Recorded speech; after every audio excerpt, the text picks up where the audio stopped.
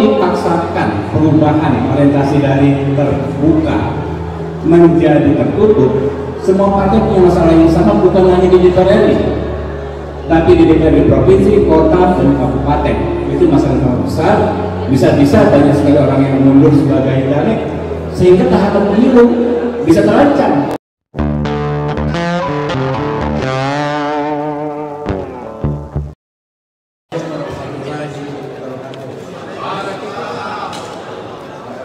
Ini lepas. Halo. Enggak. Sini.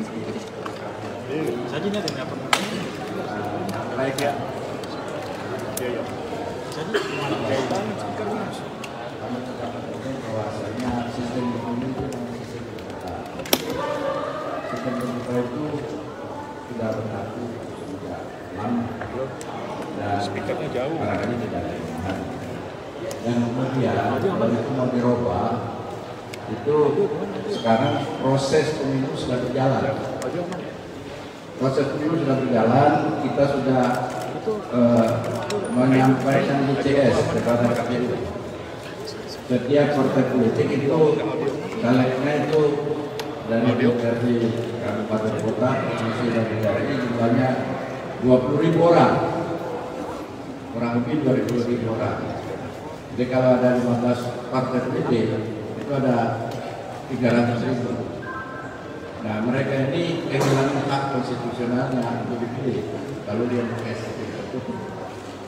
Maka kita minta supaya tetap sistemnya terbuka. Nah, kalau mereka memaksakan, mungkin orang-orang itu akan minta ganti rugi. Paling tidak mereka kan mengurus SKCK segala macam itu ada biayanya. Dan kepada siapa ganti rugi yang mereka minta? Ya, yang memutuskan sistem tertutup. Bayangkan kalau 300.000 orang itu minta ganti rugi, dan kalau anda dia betul-betul berkata ke MK ada kawan juga yang kayak gitu. Bukan kita minta, kan mereka kemarin itu daftar itu undang-undang yang berlaku sampai sekarang itu sistemnya terbuka, jadi mereka nggak salah. Sampai dengan pendaftaran kemarin, sistem yang berlaku adalah sistem terbuka. Nah, jadi kalau ada yang mencoba merubah sistem itu, orang yang mendaftar sebanyak itu akan protes. Dan kita tidak suruh, karena mereka kehilangan hak konstitusionalnya untuk dipilih. Ya kan, kalau dia yang sistem tertutup, dia tidak bisa dipilih. Yang dipilih partai politik. Itu persoalannya. Ini bukan kita mengada-ngada, itu realitas yang ada berdasarkan konstitusi dan undang-undang yang berlaku saat ini. Itulah yang kira-kira yang akan kami sampaikan. Nanti untuk ada pertanyaan-pertanyaan kami akan bergilir para politik. Kalau ada pertanyaan kami persilakan.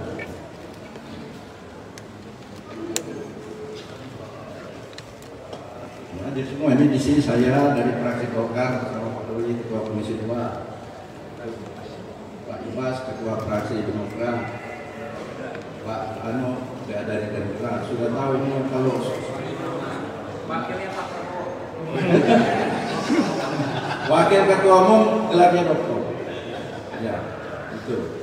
Jadi kalau ada biasanya kalau ada jawab masalah apa ini yang biasa Pak Habibur Rahman di komisi itu. Belakangnya Pak Wihadi, sebelahnya Wakil Ketua MPR Pak Yandri pakai kopiah sekarang karena mau pemilu. Dari PAN, dan ketua fraksinya ada juga di sini. Ini dokter juga ini, Saleh Daulay namanya. Pak PKS, nah Pak Jazuli, Dr. Bulga, Jazuli joining. Nah, ini saudara kita, Pak Rompedro dari Partai Nasdem, ketua fraksinya ini. Nah, Pak Patan ini sekretaris fraksi PKB. Tadi bersama Pak Tuntun, karena Pak Tuntun mungkin sedang ngurus ada masalah pergantian nomor-nomor di PKB. Pak Ami Sukara, ini ketua fraksi P3 juga wakil ketua umum P3. Pak Ami Sukara, dokter juga. Jadi kalau ada pertanyaan silahkan dan nanti kami akan bergilir siapa saja yang akan menjawab.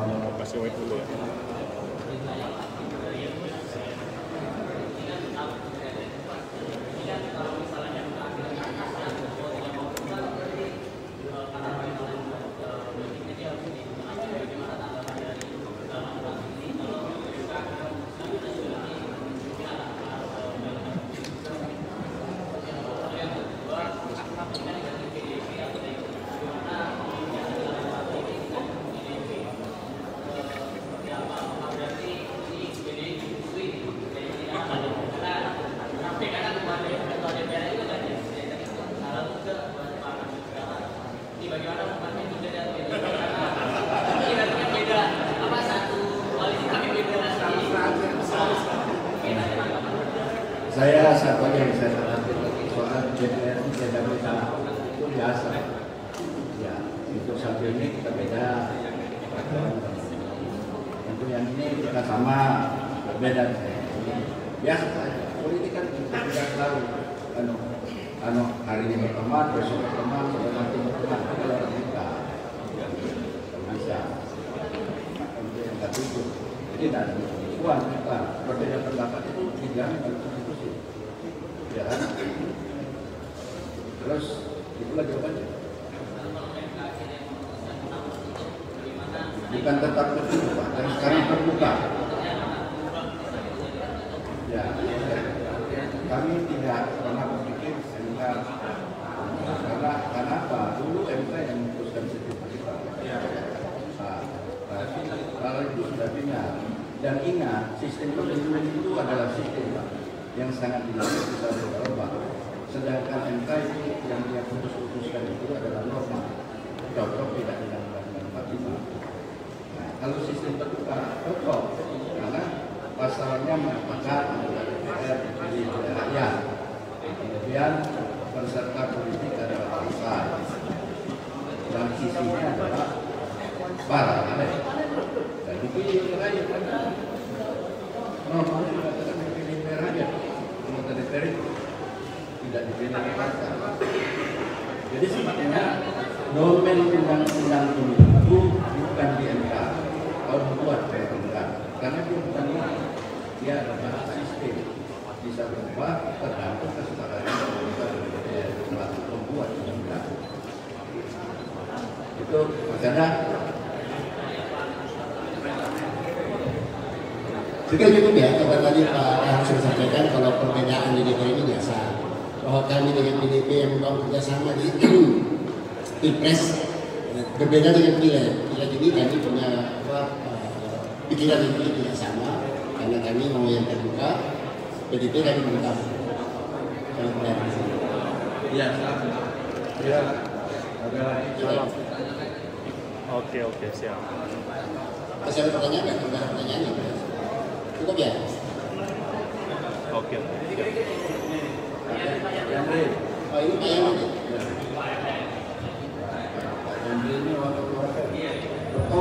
Enggak.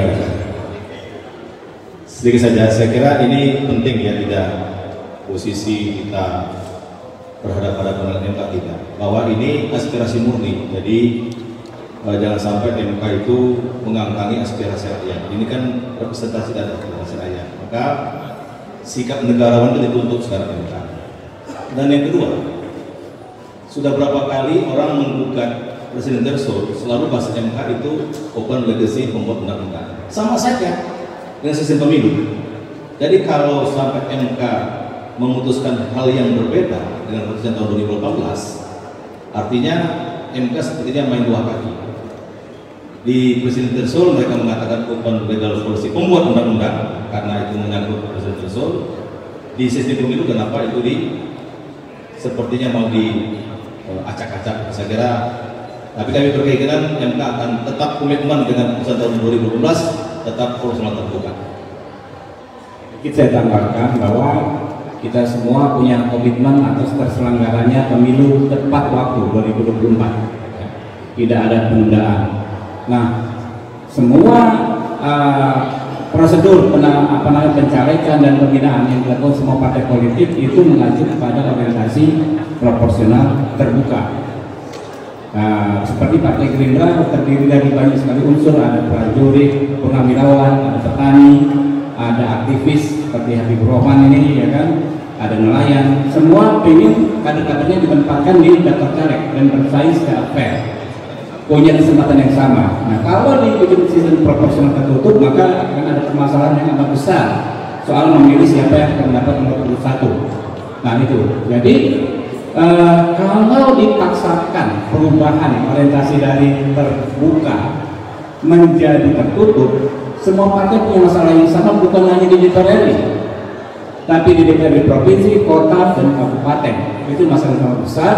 Bisa-bisa banyak sekali orang yang mundur sebagai caleg, sehingga tahapan pemilu bisa terancam. Yang kita inginkan komitmenkan untuk terselenggara tepat waktu bisa terancam, bisa terganggu, dan jangan sampai tertunda, gitu kan? Kalau dipaksakan menjadi proporsional tertutup.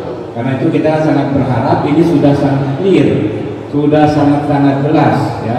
Aspirasi masyarakat baik secara formal diwakili oleh kami di sini dalam fraksi maupun teman-teman pantau di media sosial maupun media massa, mahasiswa, petani, buruh, semua menyatakan ingin proporsional terbuka, ya, tidak proporsional tertutup. Saya pikir, ya, apapun yang disampaikan Pak Denny Indrayana kemarin, apakah itu benar-benar informasi yang bocor ataukah memang belum ada keputusan, yang kita khawatirkan bukan itu.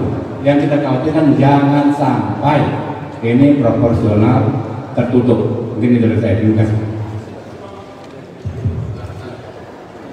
Bismillahirrahmanirrahim. Assalamualaikum warahmatullahi wabarakatuh.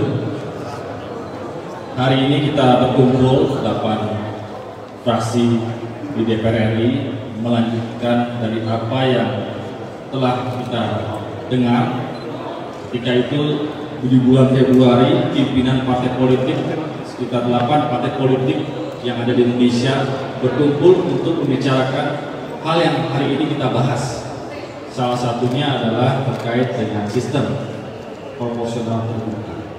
Partai Demokrat dan fraksi Partai Demokrat tentu tetap konsisten. Hari ini sistem proporsional terbuka adalah sistem yang terbaik.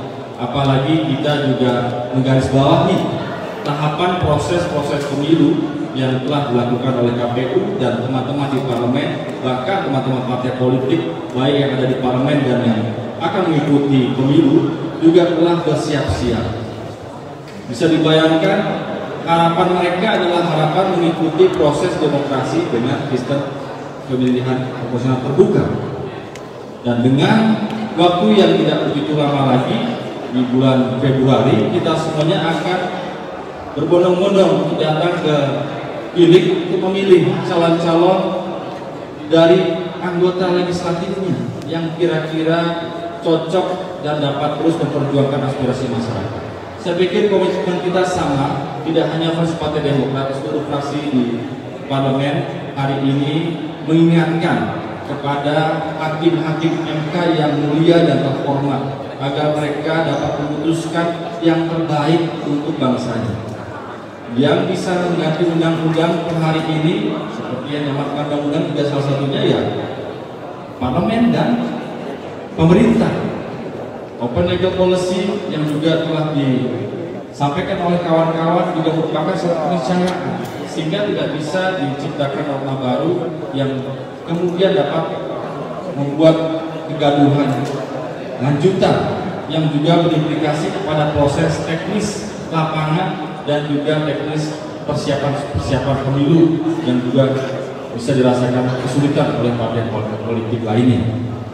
Diskusi ini adalah diskusi sudah hampir 4 bulan dan kami mendorong mengingatkan kepada hakim-hakim MK agar tetap konsekuen dan melihat time frame waktunya agar kita fokus untuk bagaimana ke depan bisa menyelenggarakan perhelatan demokrasi yang beretika, yang jurdil, transparan kepada semua masyarakat ini berjalan dengan sebaik-baiknya. Tentu rumor atau diskusi ini jangan dikesampingkan, karena kalau tidak kami ingatkan terus-menerus, testimoni dari Profesor Denny itu adalah mengingat supaya kita tidak tertidur di saat kita semua sedang berupaya berkompetisi secara sehat, berkawan, karena beda pandangan di parlemen sudah sangat biasa. Saya pikir kami Partai Demokrat sebagai oposisi yang juga sangat kritis, tapi kita juga ingin mendukung cara-cara proses demokrasi perundang-undangan yang sesuai dengan norma yang berlaku.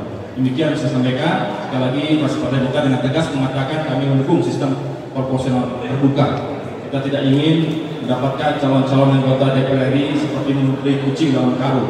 Karena saya yakin wajah-wajah di depan kita ini wajah-wajah yang layak dipilih, yang juga diperkenalkan untuk melanjutkan perjuangan kita di masa yang akan datang. Sekian. Ya, terima kasih. Saya dari fraksi Partai Nasdem. Saya kira apa yang disampaikan teman-teman kami sangat setuju. Satu saja yang ingin kami sampaikan bahwa Presiden kami minta beliau sendiri sampaikan bahwa beliau harus ikut cawe-cawe menjaga kelanjutan pembangunan dan stabilitas negara dalam rangka penyelenggaraan kita. Maka saya minta supaya bukan cuma MK yang kami minta juga Presiden bisa mendukung apa yang menjadi harapan dari masyarakat. Ini bukan harapan kita, ini harapan dari masyarakat untuk pemilu ini bisa secara terbuka, karena itu adalah hak rakyat. Ya. Maka kami minta untuk Presiden harus juga bersuara sebagai kepala negara, karena ini adalah suara rakyat. Bersuaralah kepada MK agar MK jangan membuat gaduh politik yang sudah kami jalan sudah lebih dari sekarang. Proses pemilu ini kami sudah lakukan. Tinggal berapa bulan lagi, kalau sampai ini dilakukan oleh MK, maka bagaimana kegaduhan yang akan terjadi, khususnya di partai-partai kami ini. Caleg akan bergaduh dengan mulai dari tingkat yang paling bawah, DPD, provinsi sampai ke pusat. Jadi sekali lagi kami mohon sebagai pimpinan tertinggi kepala negara ikut juga untuk memberikan dukungan agar MK tidak bermain-main. Saya kira itu. Terima kasih. Assalamualaikum warahmatullahi wabarakatuh. Saya Saleh Daulay, Ketua Fraksi PAN. Pertama, kita harus pahami bahwa pemilu itu adalah pesta rakyat. Demokrasi adalah pesta rakyat. Jadi kalau sistemnya itu tertutup, pestanya ya tertutup, nggak begitu menarik. Tapi kalau pestanya terbuka, semua orang bisa nonton, semua orang bisa berpartisipasi, semua orang bisa ikut. Nah karena itu, karena kita sistemnya sudah demokrasi, maka tentu kita harus memilih yang terbuka. Itu satu. Yang kedua, dulu MK sudah pernah memutus bahwa sistem kita terbuka. Ya, tahun 2018. Ingat nih, semua harus ingat nih. Sorry, 2008. Maaf. Sudah pernah diputus terbuka. Katanya kan putusan MK itu final dan mengikat. Mestinya kan sudah final itu. Kalaupun ada orang uji lagi ya enggak layak ujian lagi, kan udah lulus kemarin. Oke, tuh. Jadi karena itu kalau misalnya diuji lagi sekarang lalu dibuat tertutup, nah ini salah, menyalahi yang sudah final dan mengikat tadi. Itu enggak boleh. Itu yang kedua. Yang ketiga, kalau sekarang terbuka ini kan sah, sudah 3 kali pemilu. 3 kali pemilu kita terbuka. Kalau sekarang ini semua sah, ini dipilih dengan terbuka nih. Semua sah. Secara konstitusional, tidak ada di sini yang tidak terpilih dengan tidak benar. Semua sah. Lalu nanti diputus misalnya, andai kata ya, diputus dengan tertutup, maka bagaimana status kami yang sudah duduk 2 kali, 3 kali ini di sini DPR? Apakah ini tidak sah? Karena kami pakainya sistem terbuka, ya kan? Mestinya kalau sudah yang ini terbuka ini sudah sah, mestinya yang akan datang tetap harus tetap terbuka juga supaya hasilnya sah. Kalau nanti misalnya andai kata putusan MK itu mengatakan 2024 terbuka, 2029 tertutup, ini juga salah putusannya. Kenapa? Kenapa? Karena yang terbuka dianggap benar, yang tertutup dianggap benar juga, dan 2009 yang mana yang benar, sementara orang datang ke pengadilan untuk mencari kebenaran. Benar nggak kan? Orang datang ke pengadilan mencari kebenaran. Kalau misalnya dua-duanya dianggap sah, berarti kan kenapa kita tidak ambil saja yang terbuka? Dan ingat, kalau ada dua hal yang dianggap bertentangan, tetapi dua-duanya tidak bisa dikalahkan antara satu dengan yang lain. Kan semua pengamat mengatakan terbuka oke, bagus, tidak ada masalah. Tertutup oke, tidak ada masalah. Kalau dua-duanya benar, berarti dua-duanya tidak boleh saling mengalahkan. Yang sudah ada ini berarti sudah pasti benar dan harus dilanjutkan. Nah, dalam konteks pemikiran seperti itulah, maka fraksi Partai Amanat Nasional dengan sungguh-sungguh, dengan etika baik, ikut berkompetisi dengan baik berpasta berkorporot, kami meminta agar pemilu yang akan datang tetap dilakukan secara proporsional terbuka. Sekali lagi, secara proporsional terbuka. Demikian. Assalamualaikum warahmatullahi wabarakatuh. Terima kasih. Assalamualaikum warahmatullahi wabarakatuh. Selamat sore, salam sejahtera untuk kita semua, pimpinan fraksi dan wakil ketua MPR serta teman-teman anggota Presrum. PKS ikut sama-sama berdiri di depan sini dengan 8 fraksi bersama 7 fraksi lainnya karena kami ingin menguatkan keputusan MK tahun 2008. Yang kedua, dalam sistem demokrasi, tuan atau rajanya itu adalah rakyat. Maka kami semua yang ada di sini ingin menjaga kedaulatan suara rakyat. Meskipun kami adalah pengurus partai politik di DPP, kami tidak ingin ada oligarki partai, tapi lebih kepada suara atau orang yang terpilih duduk di DPR ini yang merupakan pilihan rakyat, bukan pilihan partai politik.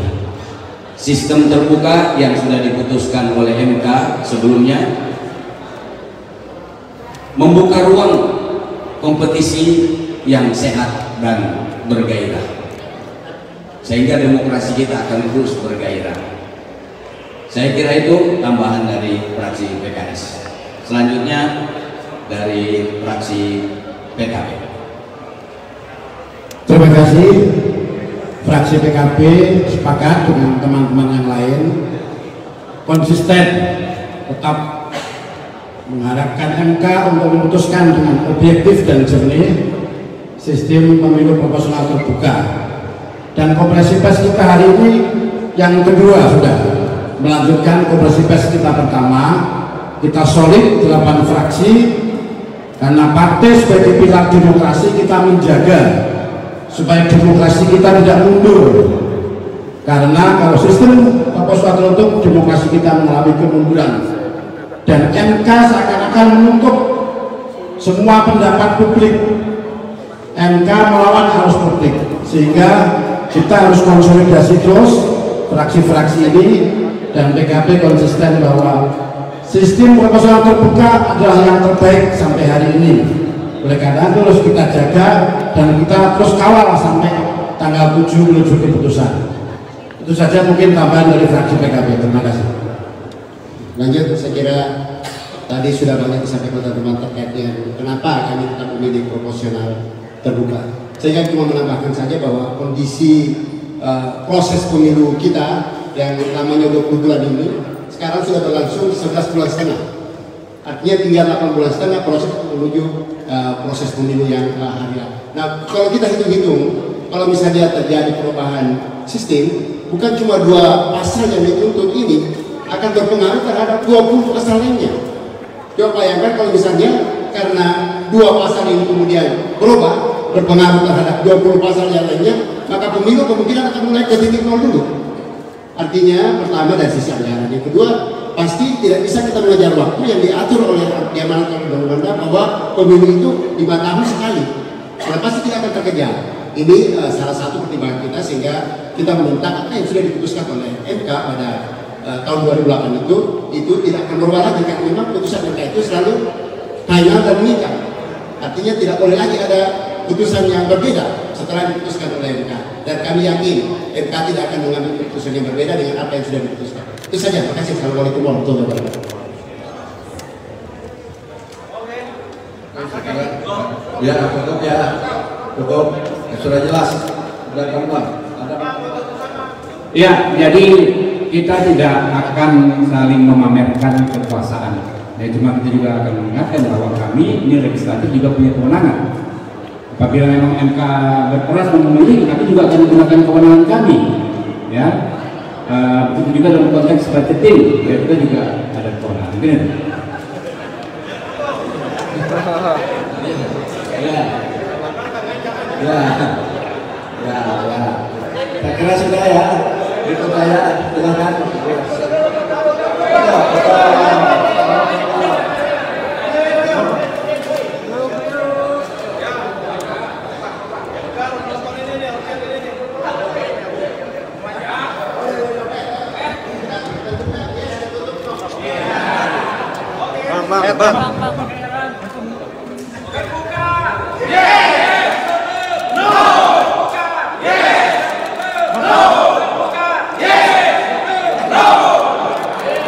Aksil Mata Rakyat News TV, mengabarkan langsung dari Gedung DPR RI, Jakarta Selatan.